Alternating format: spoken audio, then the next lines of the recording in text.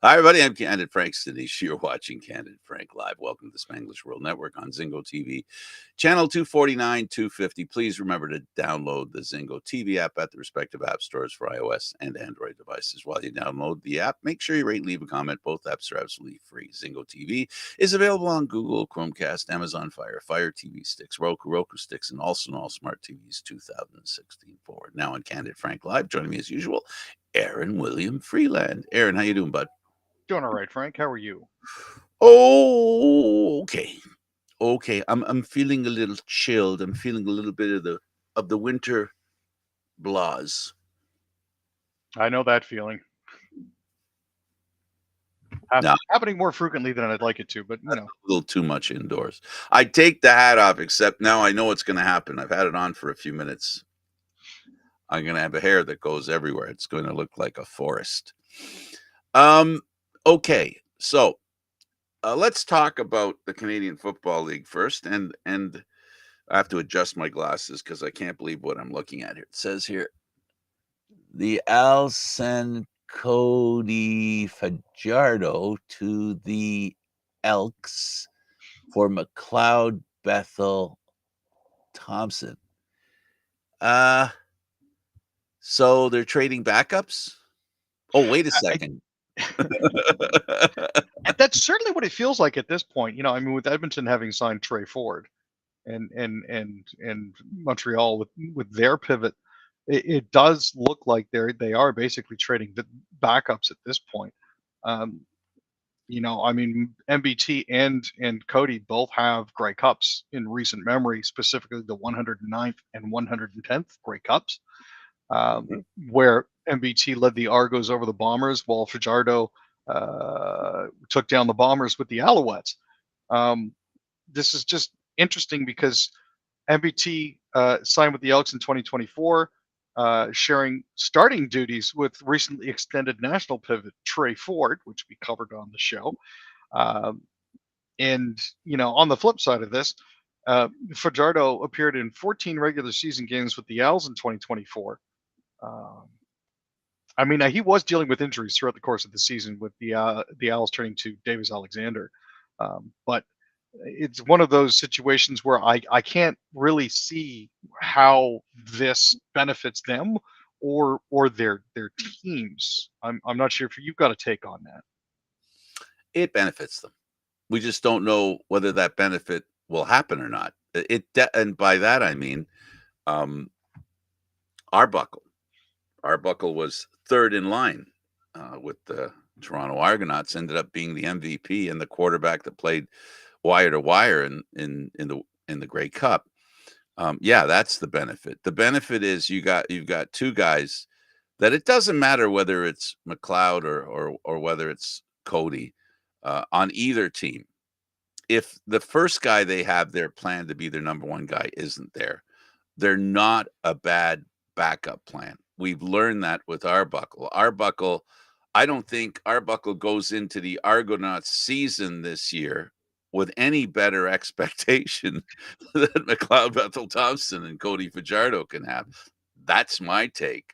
That they're good. They're good options in the event something untoward happens to the team and an injury takes out their proposed starting quarterback. No, I guess that's fair. I mean, at this point, really, you're essentially trading for security. Yeah, and you're trading two guys that they one I don't think made the decision. Edmonton more or less I think they traded McLeod in anticipation of McLeod's displeasure with the move. And the change of scenery is good for the players. More importantly though, the signing bonus is more important to Cody Fajardo. So, and essentially this is always the Canadian Football League. Every decision is based on money. Whether it's fully based on money or not is the only question. To what level is it based on money? So, hey, look, two players that have been to the Grey Cup, two players that have been there for what it's like to be in the locker room when you win a Grey Cup. They know what it's like to win. Both teams can benefit from that, and both teams, I would think, uh, I suppose Edmonton doesn't offer the same opportunity the Alouettes do. The Alouettes have won recently. The Edmonton Elks haven't exactly won lately. Winning has been their wannabe move, right? They want to win. So Fajardo knows how to get them there. Well, I think you actually may be right in that. Upon thoughtful second thoughts, it does appear that maybe this could potentially be a benefit to both teams. Also, I think that going to going to Edmonton for Fajardo, he's a more of a similar quarterback to Troy Ford. So there's a lot there's a lot that they can learn from each other. Yes, yes, yes, exactly. Hey, look, players in the Canadian Football League, especially the guys under center, I think they have wheels under them anytime the season ends because you never know where they're going to roll. All right, let's go to the Owls. And they had a linebacker retire. Now, Frederic Chagnon decided that he was going to retire.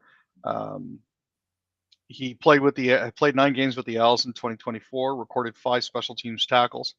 He spent 3 years with the team and won the Grey Cup with them in 2023.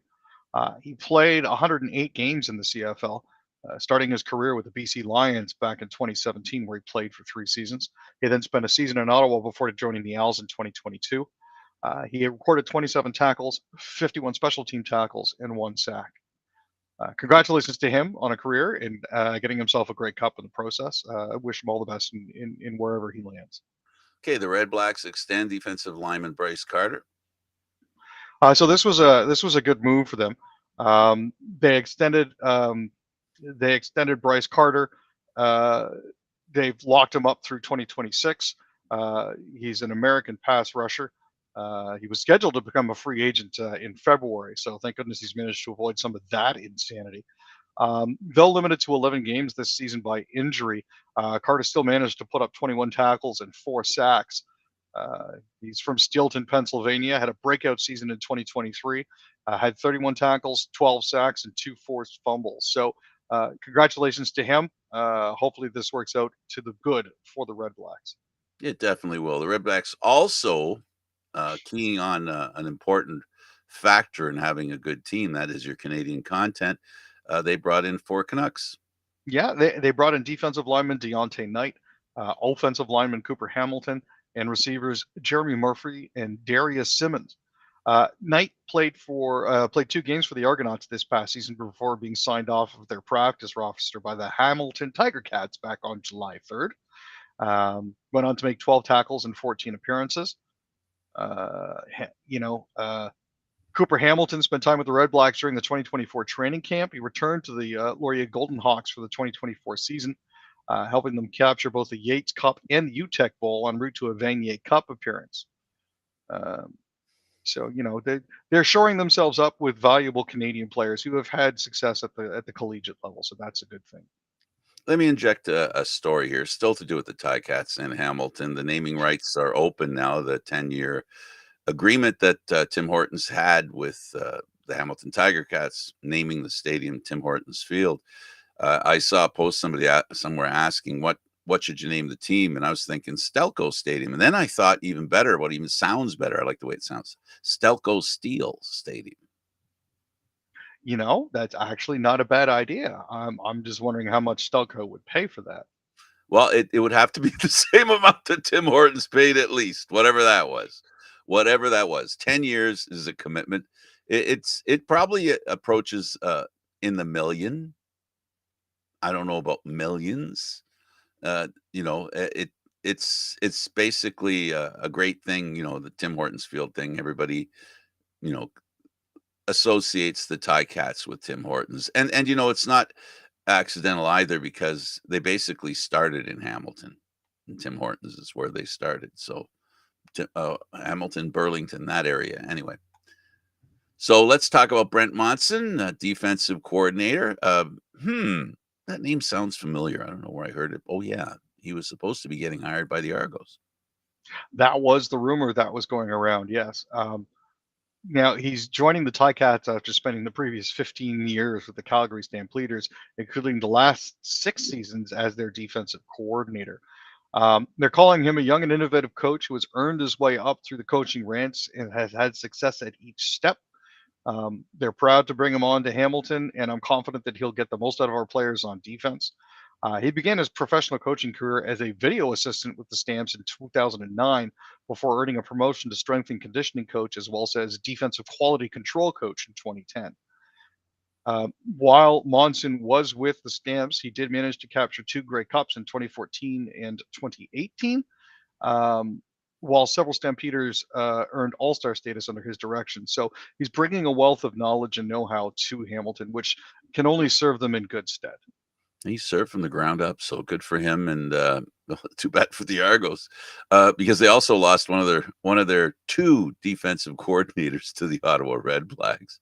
So the Riders signed Nationals Noah Zaire, offensive lineman. Yep, he's returning to the Roughies following an incredible 2024 season. As a member of the offensive line, Zaire helped the Rough Riders generate 5,019 passing yards and 1,613 rushing yards. The O line allowed just 35 sacks, which is 6 shy of the league's best total. He's originally from Langenburg, Saskatchewan. He was selected by the Lions in the second round of the 2022 CFL draft and appeared in 4 games during his rookie season. He spent 2023 with the Ticats, for whom he played 3 games, and then he signed with Saskatchewan in December 23 and made 11 appearances with his home province team during the 2024 season.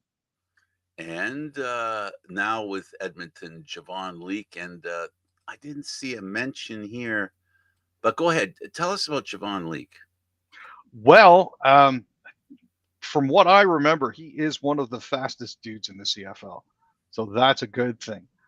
He signed a 2-year contract extension. He was scheduled to become a free agent in February and was the 15th ranked player on CFL-CAA's top 30 pending free agents list. He was the 2023 CFL's most outstanding special teams player. He found himself in an expanded role in the Elks offense, setting career highs in carries with 102, rushing yards with 661, rushing touchdowns with 6, receptions with 34, receiving yards with 301, and receiving touchdowns with 1. He had a fantastic finish to the season with another great performance against the Argonauts. He recorded 128 yards rushing on 8 carries, including an 88-yard run, and also added 80 yards on 2 receptions with a 67-yard touchdown in there. As a member of the Argonauts in 2023, which is obviously why he's familiar, he recorded 2,009 return yards and ran 4 punts for touchdowns en route to being named the league's most outstanding special teams player. Absolutely. So that makes things very. And I saw an Argo sign with Edmonton. I thought, but until I actually see it, that might have been something somebody was hoping. But anyway, Elks signed Javon Leake, so another opportunity for him. And I guess, as far as Argo fans are concerned, they know how good he is, and obviously it's a great opportunity for him to continue his career. And I think a positive move on his part to be in Edmonton. I really think Edmonton is a team that can advance. All they got to hope for, really, is that their number 1 quarterback does what he's capable of doing. We know what he's capable of doing. We just haven't seen him do it yet, but we'll see. I like their chances, and that trade rings in my ears a little bit. It's a very interesting trade. It's not surprising. We've seen it time and time again. We saw our Buckle go from Toronto and then get traded for a quarterback. Same thing. So it's not an unusual move. Let's go over to hockey, and we'll talk about the Leafs, but we'll start with the Habs and Patrick Laine. My goodness. I mean, they're going to, him and Ovechkin, where they're going to shoot the puck from on the power play. So why is it people can't stop him? You know what he's going to do. It's amazing that to have that talent that way, to release the puck that quickly. You almost think they should just have a guy standing beside him and Ovechkin. You know what I mean? I've thought about why people don't see him, and the only conclusion I can think of is that they just stand so still. People forget that they're there. I mean, where the clap bomb spot is. Where they're going to try to feed it to. So, Absolutely. it's his first hat trick with Montreal. and the Habs managed to extend Buffalo's winless streak to 11 games. Oh my goodness, that Yeah, those poor fans, I'm telling you. You know, and people talk about, the reason Buffalo doesn't do well is because they're a small market team. Nobody wants to go and play there. Well, how do you explain the Buffalo Bills? They play in the same city, right? they do. Right? So Yeah, I know. that's I'm at a that's loss as to figure out how that that's not works. the reason. That's not the reason for a second. Let's talk about the Sens and let's talk about the reason why they'll make the playoffs. Allmark. Seriously, I mean, he made 30 saves, and they won their fourth straight game with a 3-0 shutout of the Kraken on Tuesday night. Printo scored first at 8:02 in the second period. Noah Gregor scored a few minutes later. Tim Stützle made it a 3-goal game at 4:18 in the third when he stuck one past Joey Decord. Decord finished the night with 24 saves. This is the fifth time this season so far that the Kraken have been shut out. Absolutely. And they're not the Vegas Golden Knights expansion version for sure. They're more human. Let's talk about the Jets and let's talk about Lowry. He's a guy who has always been a productive player in Winnipeg, sometimes overlooked because of a couple of other players. Yeah, he actually scored with just over a minute left in regulation time. That was enough to break the tie and make it 4-3, and the Jets managed to hold on for the win. Kyle Connor had 2 goals.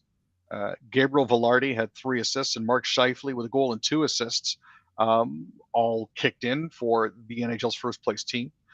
Tyler Toffoli had a goal and an assist for San Jose, and Fabian Zetterlund and Macklin Celebrini each added a goal. Hellebuck had 32 saves. Georgiev turned back 29 shots for San Jose.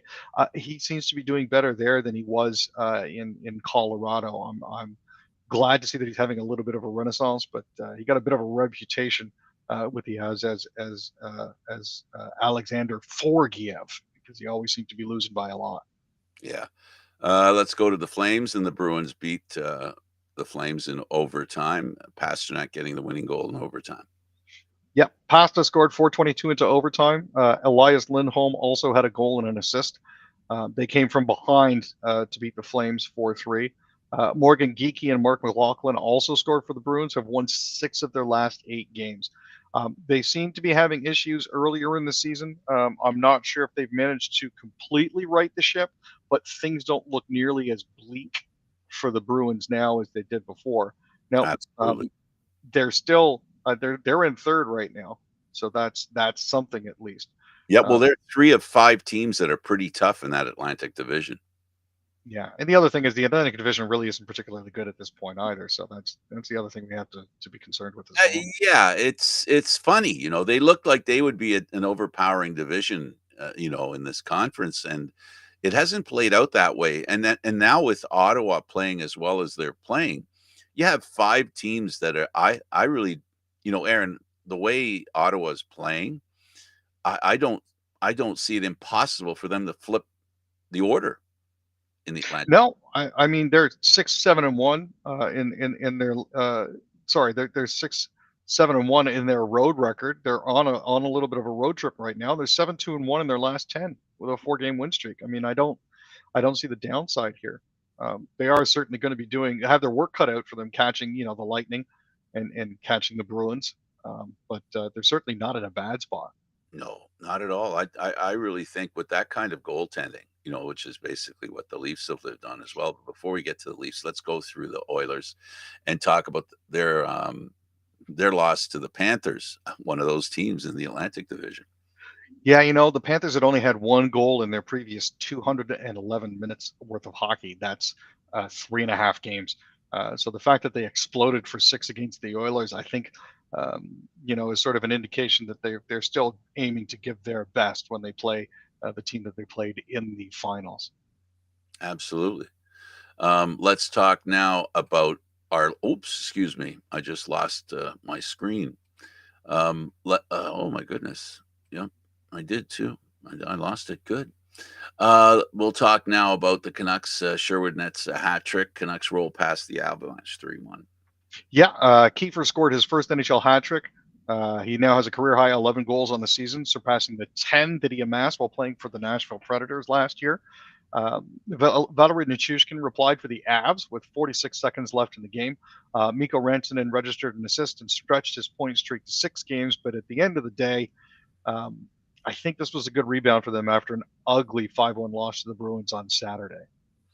And let's talk about the Leafs, and we'll talk about Robertson being sent. No, wait, hang on a second. Not Robertson, Fraser Minton. Just kidding, because he's he's playing the Robertson role now. Yeah, now Minton was he's going up and down. It's that role.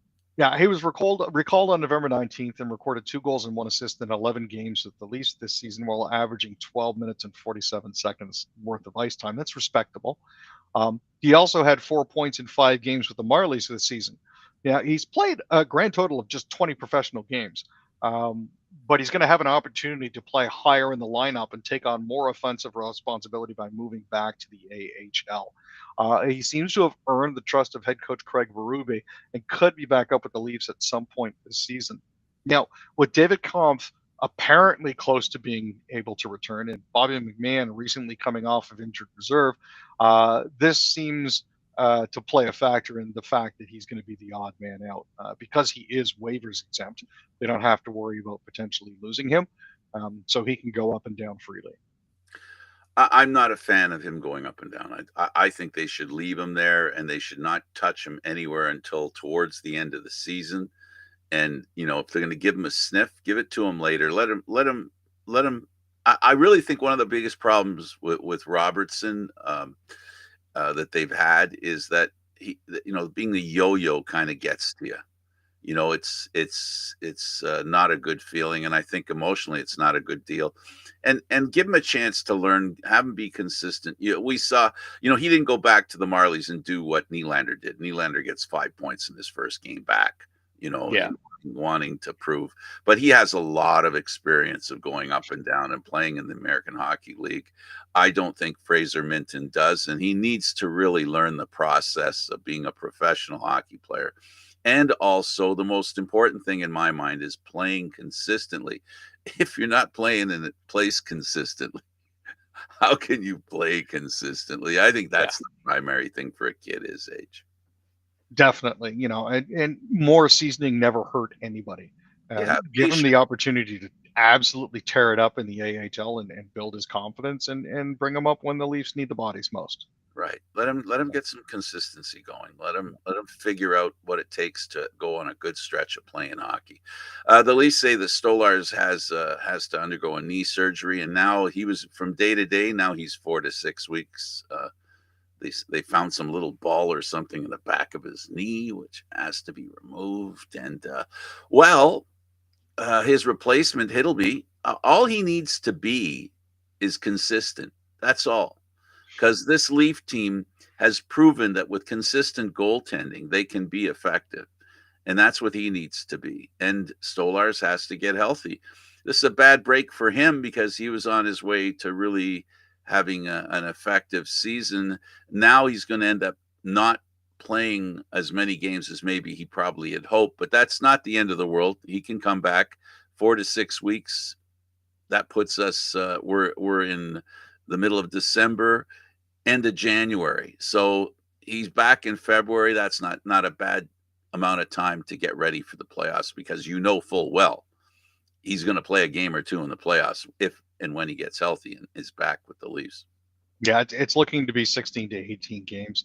And again, just to repeat, Trill Living said an MRI found no structural damage, but there was a loose body, a small piece of broken off bone or cartilage that was floating around that needs to be cleared out. So, at this point here, we are one Woll injury away from looking at a Hildeby and Matt Murray tandem.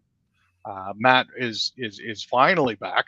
He originally went down in a Marlies game on December 4th, came in a replacement role on the 15th for Arturs Akhtimov, who got shelled for 5 goals on 15 shots. But the good news is he'll actually be starting tonight's Marlies game. So that will be interesting to keep track of and, see if he can remain healthy because we do need other viable options. I mean, Akhtimov doing great in the AHL, but not quite ready to come up yet. Up until Hiddleby came up. Yep. He was fine. It's almost as though he felt more pressure because now he's alone. Well, not counting Murray because Murray's not he's working his way back. We're not Yeah. sure. I mean, Murray's the goaltender of maybe. Yeah, he definitely is. It's one of those things where you're never 100% sure exactly what's going to happen with him. So Well, we'd like to think as people who are judging our athletes that we see all the time to judge them on their ability to play. He hasn't played, so he can't even get past that. He's got to get that past that hurdle first. The hurdle of he can play back to back games, play for a while, and then people can judge him for how good a goaltender he is. Leaf fans can't do that because they're not even sure that he actually can play. So that's an extra layer of questions that need to be answered. oh, for sure. But as it currently stands, Wall and Hildeby, we look to be sitting okay. We'll have to see how Wool does tonight. They are going to be playing at 7:30 puck drop, so we'll be keeping a Who close eye who, on that. who will they be playing? I honestly, off the top of my head, don't Dallas remember, Stars. Frank. Dallas Stars.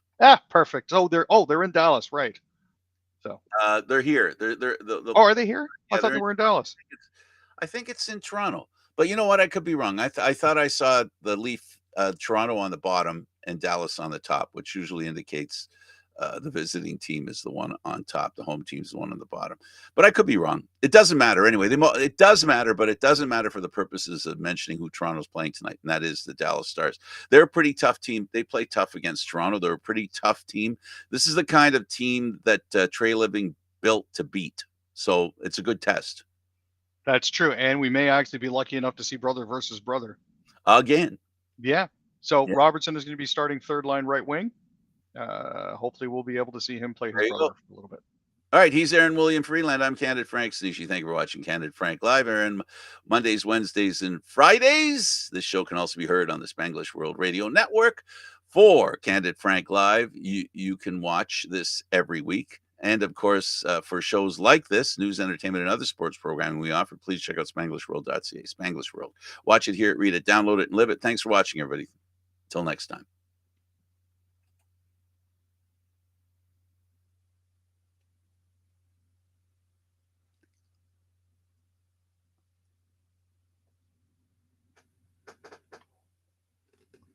Do you want to go a little longer?